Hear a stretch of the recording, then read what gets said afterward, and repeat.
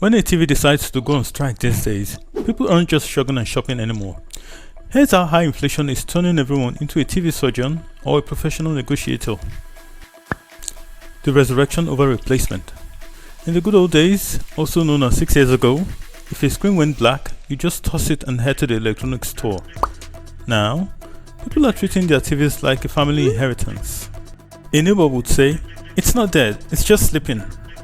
Instead of buying a new 4K masterpiece, folks are searching for a TV doctor who can perform a miracle on a 10-year-old LCD. Repairing is the new cool because a new TV costs more than some people's cars. The YouTube University graduates. Inflation has turned regular accountants and teachers into amateur engineers. You hear things like, how hard can micro-soldering actually be?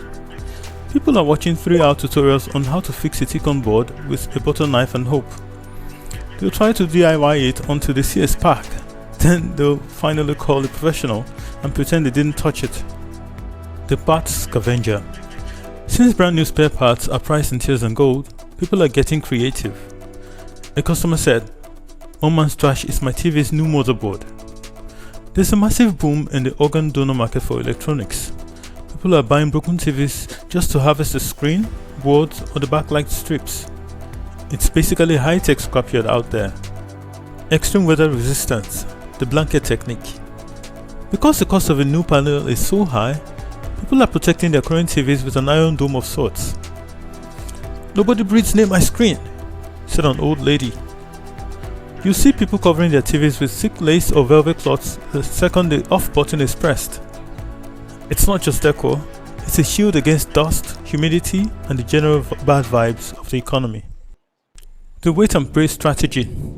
Sometimes when the TV starts flickering, people just accept it as a new special effect.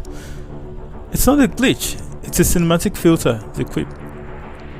If there's a line down the middle of the screen, they'll just sit slightly to the left. As long as they can hear the news and see half of a football, they aren't spending a dime until the screen literally falls off the wall. So inflation has made repair the king and replaced the villain. People are holding onto their screens with both hands, praying the backlight lasts just one more season of their favorite show. Is the same thing happening at your location? Just let me know in the comments. Thanks for watching.